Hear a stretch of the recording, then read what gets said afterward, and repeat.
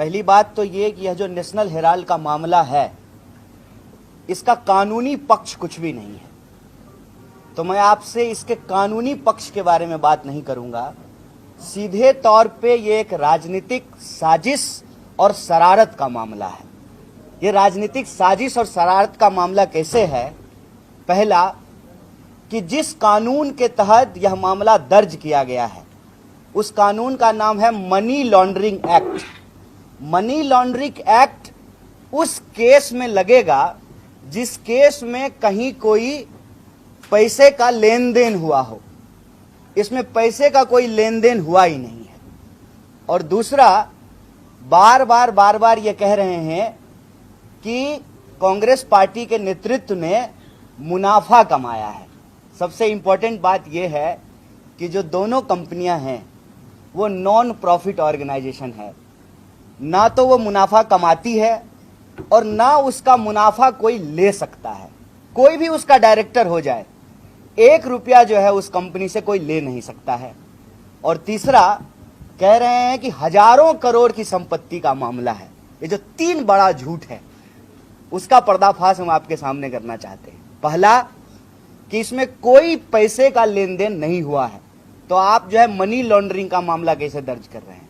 दूसरा, डायरेक्टर चाहे कोई भी हो, कोई भी डायरेक्टर उस कंपनी से कुछ भी नहीं ले सकता है, उसकी संपत्ति को कोई बेच नहीं सकता है, वो संपत्ति एज इट इज रहेगी। तो जो है राहुल गांधी और सोनिया गांधी जी ने फायदा कैसे ले लिया? और तीसरा, सुविधा अनुसार बदलते रहती जितनी संपत्ति है, एक लखनऊ के ऑफिस को छोड़ करके सारी संपत्ति लीज पर है। मतलब वो नेशनल हेराल्ड की भी संपत्ति नहीं है। यह जो हमारा प्रदेश कार्यालय है, ये कांग्रेस पार्टी की इंडिविजुअल प्रॉपर्टी है, लेकिन जो सरकार से हमको ऑफिस मिला है वो हमारी प्रॉपर्टी नहीं है, वो सरकार की प्रॉपर्टी है। सरकार जब चाहेगी तब ले लेगी। मतलब पहले दिन से नेशनल हेराल्ड के मामले में भाजपा झूठ बोल रही है।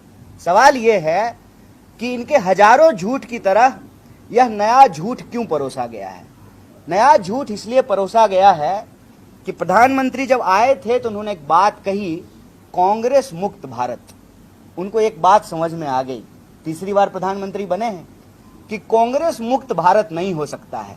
खास करके उस परिवार के रहने के चलते जिस परिवार से 2 प्रधानमंत्री ने अपनी शहादत दी हो देश के लिए। देश के लिए बलिदान देने वाले परिवार को बदनाम करने पे इसलिए उतारू हैं कि इनको मालूम है कि इनके खिलाफ कोई भी आरोप चिपकता नहीं है। आपने देखा किस तरीके से जो है राहुल जी की नागरिकता पे सवाल उठाया गया, फिर कोर्ट ने फटकार लगाई, वकील को जो है जुर्माना भरने को कहा और जेल किया वकील को। सदस्यता समाप्त कर दी गई, फिर सदस्यता बहाल की गई, घर वापस ले लिया गया, फिर घर दिया गया। और जनता को देखिए, सांसद थे तो आपने सदस्यता छीन ली और घर ले लिया, जनता ने लीडर ऑफ अपोजिशन बना दिया और जो है सांसदों की संख्या जो है वो डबल कर दी। तो भाजपा कहीं ना कहीं यह बात समझ गई है कि जब तक यह परिवार है, जब तक कांग्रेस पार्टी है, तब तक संविधान को चकनाचूर करने का इनका सपना पूरा नहीं हो सकता है। देश की जो बहुसंख्यक आबादी है, चाहे वो दलित हो, आदिवासी हो, पिछड़े हो, अति पिछड़े हो, गरीब लोग हों, अल्पसंख्यक हों, उनके हितों पर हमला नहीं हो सकता है। प्रधानमंत्री जी को यह बात पूरी तरह से समझ में आ गई है कि वो और उनकी मित्र मंडली जो इस देश की संपत्ति को दोनों हाथ से लूट सकते रहे हैं, उसको अगर कोई रोक सकता है तो कांग्रेस पार्टी रोक सकती है। मेरा एक सीधा सवाल है और जनता में यह सवाल है कि अगर किसी के ऊपर कोई ईडी का मामला होता है, वो व्यक्ति अगर भाजपा में चला जाए तो वो सारे मामले समाप्त हो जाते हैं। और ऐसे एक नहीं, इस देश में कम से कम सैकड़ों उदाहरण दिए जा सकते हैं, क्योंकि ईडी का जो कन्विक्शन रेट है वो 1% भी नहीं है। मतलब 100 लोगों पे कार्रवाई करते हैं, 1 लोग को भी जो है ये सजा नहीं दिलवा पाते हैं। तो वो सारे लोग जिस पे ईडी कार्रवाई करती है, उनका होता क्या है? होता यह है कि ईडी दरअसल भाजपा का एक्सटॉर्शन डिपार्टमेंट है। ये एक्सटॉर्शन डिपार्टमेंट जो है भाजपा आरएसएस के लिए इलेक्शन के साथ भी और इलेक्शन के बाद भी, प्रधानमंत्री जो कहते हैं कि हम 18-18 घंटे काम करते हैं, यही एक्सटॉर्शन डिपार्टमेंट 18-18 घंटे काम करता है। जो सवाल आज कांग्रेस पार्टी के लिए उठाए जा रहे हैं वही सवाल आरएसएस और बीजेपी के लिए क्यों नहीं पूछे जा रहे हैं कि आप हर शहर में जो दफ्तर बनाए हैं कहां से बनाए हैं? आरएसएस तो रजिस्टर्ड ऑर्गेनाइजेशन भी नहीं है। नेशनल हेराल्ड आजादी के वक्त में पंडित जवाहरलाल नेहरू और अन्य स्वतंत्रता सेनानियों के द्वारा स्थापित किया गया।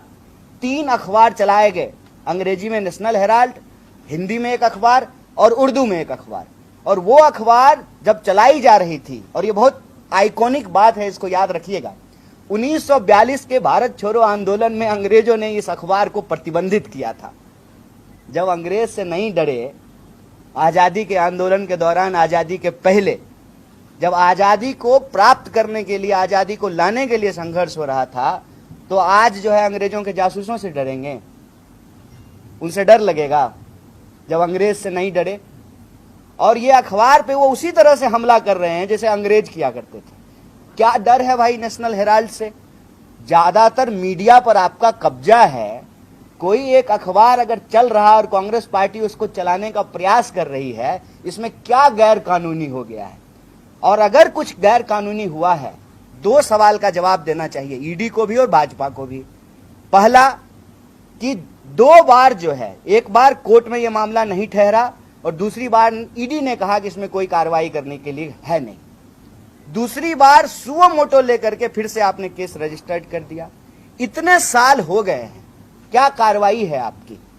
सिवाय इसके कि जब देश में आपको ध्यान भटकाने के लिए कोई मुद्दा चाहिए तो जो है आप ईडी का मामला उछाल देते हैं।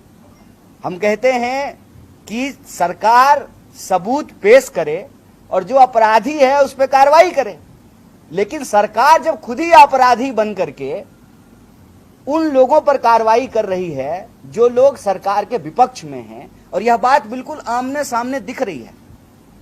नीतीश कुमार जी जब इंडिया के साथ थे, उनके सारे मंत्री के घर पे जो है ईडी का छापा हुआ। जो ही एनडीए के साथ चले गए, किसी मंत्री पे कोई कार्रवाई नहीं। एक नहीं, ऐसे हजारों एग्जाम्पल दिए जा सकते हैं। तो भाजपा ने ईडी के माध्यम से इस देश में जो राजनीतिक लड़ाई लड़ने वाले लोग हैं उनके सामने 2 विकल्प दिया है, या तो आप भाजपा में आइए या जेल में जाइए। लेकिन बीजेपी यही एक गलती करती है।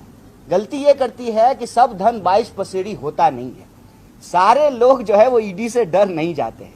सारे लोगों को इनकम टैक्स और सीबीआई से डर नहीं लगता है। सारे लोगों को जेल जाने से डर नहीं लगता है। खास करके कांग्रेस पार्टी पिछले कुछ सालों में जिस तरीके से इस देश के आम लोगों के मुद्दों को उठा रही है, यह लड़ाई बिल्कुल आमने सामने की हो गई। उस वक्त हम देश की आजादी के लिए संघर्ष कर रहे थे, संविधान बनाया, संविधान का राज स्थापित हुआ। आज संविधान बचाने के लिए संघर्ष कर रहे हैं, और उन्हीं संवैधानिक संस्थाओं का दुरुपयोग करके, जिनके ऊपर इनका कोई भरोसा नहीं है, ये देश की आजादी नहीं मानते हैं कि 47 में हुआ, ये देश के संविधान को सही नहीं मानते हैं, झंडा को कहते हैं कि अशुभ है।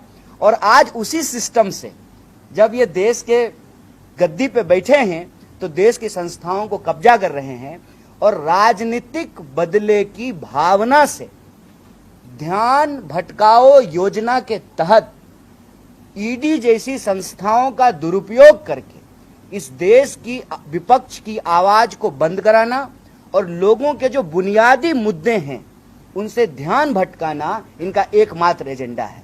लेकिन इस मामले में इनको पूरी तरह से मुंह की खानी पड़ेगी। जिस तरीके से कोर्ट ने कहा कि 1 साल के भीतर आपको जो करना है कीजिए, तो आखिरी दिन जो है ये चार्जशीट लेकर के आए हैं। जो चार्जशीट कांग्रेस पार्टी को अभी तक नहीं दी गई है, जो एक्यूज्ड हैं उनको नहीं दिया गया है, लेकिन मीडिया में उसका डिटेलिंग जो है वो चल रहा है। तो इनको लगता है कि टीवी वाले आपकी अदालत में न्याय का फैसला होगा तो सब कुछ जो है ना ये अपने हिसाब से नहीं चला सकते हैं। इस देश में आज भी लोकतंत्र है, संविधान का शासन है, और जनता के न्यायालय में हम जाएंगे और जनता के न्यायालय में जा करके जो सच्चाई है वो सच्चाई लोगों के सामने रखेंगे। और इसी प्रक्रिया में हम आप तमाम मीडिया साथियों से बात करने के लिए आए हैं, और इसमें हमारा स्पष्ट मत है। पहला, कोई जो है पैसे के लेन देन के बिना मनी लॉन्ड्रिंग का केस किया गया है। दूसरा, कोर्ट में यह मामला नहीं ठहरा, ईडी ने भी कार्रवाई करने से मना कर दी, फिर भी जबरदस्ती जो है इस मामले को दर्ज किया गया। तीसरा, जानबूझ करके उस परिवार को जिसने बलिदान दिया है उसको ये बदनाम करना चाहते हैं ताकि कांग्रेस पार्टी को हतोत्साहित किया जाए, निराश किया जाए। तो हम आपके माध्यम से आरएसएस बीजेपी को कहना चाहते हैं कि नेशनल हेराल्ड एक हिस्टोरिकल आइकॉनिक चीज है। 1942 के भारत छोड़ो आंदोलन में अंग्रेजों ने प्रतिबंधित किया, तब भी जो है देश को आजादी 47 में मिली। आज आप लोकतंत्र की आवाज को बंद करने की कोशिश कर रहे हैं, लेकिन ये होगा नहीं। हम अपने काम पे निरंतर आगे बढ़ते रहेंगे और जैसा कि हमारे प्रदेश अध्यक्ष जी ने आपको बताया कि हम इनके ध्यान भटकाओ योजना को अच्छे तरीके से समझ रहे हैं। संविधान बचाने की बात हो, महंगाई की बात हो, बेकारी की बात हो, भेदभाव की बात हो, और जिस तरीके से देश आर्थिक संकट की तरफ जा रहा है, मिडिल क्लास लोग हर चीज के लिए जिस तरह से परेशान हो रहा है, इन मुद्दों को हम प्रमुखता से उठाते रहेंगे। परिवार को बदनाम करने की ना इनकी नीति नहीं है, ना रीति नहीं है, और इसके बारे में हम सब जानते हैं कि सांच को कोई आंच नहीं होता है। खास करके आप उस परिवार को बदनाम नहीं कर पाएंगे जिस परिवार के लोगों ने देश के लिए बलिदान दिया है। लोग आज पूछ रहे हैं, इनकम टैक्स डिपार्टमेंट ने कहा कि 462 करोड़ की प्रॉपर्टी है।